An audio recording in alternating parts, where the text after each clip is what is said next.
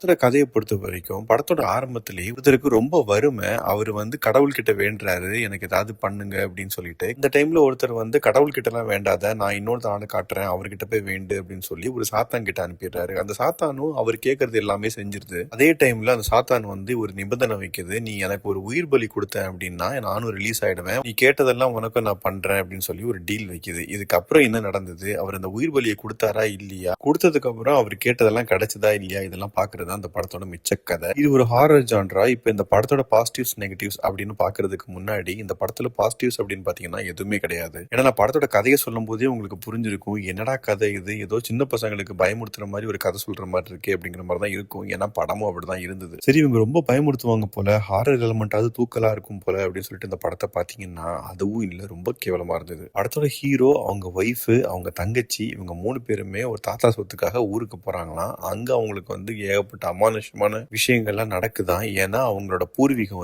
அந்த மாதிரி இருக்கா. ஹீரோவோட அம்மா வரவங்க தான் சோனியா அகர்வால். அதுக்கு ஒரு பேக் ஸ்டோரி, அதுவும் ரொம்ப கண்ட்ராவியா இருந்தது பாக்குறதுக்கு. சரி, எண்டிங்காவது எப்படி முடிச்சிருக்காங்க அப்படின்னு பாத்தீங்கன்னா, அதுவும் செகண்ட் பார்ட்டுக்கு லீடெல்லாம் வேற வச்சு முடிச்சிருக்காங்க. ஃபர்ஸ்ட் பார்ட்டே தாங்க முடியல, இல்ல செகண்ட் பார்ட் வேற. பேய்ங்கிற பேர்ல சிஜி ஒர்க்ல என்னமோ சாத்தா மாதிரி கொண்டு வராங்க. அந்த சிஜி ஒர்க்கும் கேவலமா இருந்தது, அந்த உருவமும் கேவலமா இருந்தது. இந்த படத்துக்கு சோனியா அகர்வாலும் தேவையில்லை, பாக்யராஜ் தேவையே இல்லை. கடைசியா 2 நிமிஷம் வராரு இந்த படத்துல, அவ்வளவுதான். அதனால அந்த படத்துக்கு எந்த இம்பாக்டும் இல்ல. அமுதவாணன் ஏதோ சஸ்பென்ஸ் எலிமெண்ட் மாதிரி வராரு, அவரை வச்சு ஏதாவது கதை நகர போகுது அப்படின்னு பாத்தீங்கன்னா அதையும் எதுவுமே இல்ல, சப்பையா முடிச்சிருவாங்க. மொத்தத்துல இந்த படத்தை பத்தி சொல்லணும் அப்படின்னா, இந்த படத்தை ஏன் எடுத்தாங்க அப்படின்னு தெரியல, ஏன் ரிலீஸ் பண்ணாங்க அப்படின்னும் தெரியல. தெரியாதனமா நானும் இந்த படத்தை பார்த்துட்டேன். நீங்களாவது உஷாரா எஸ்கேப் ஆயிருங்க.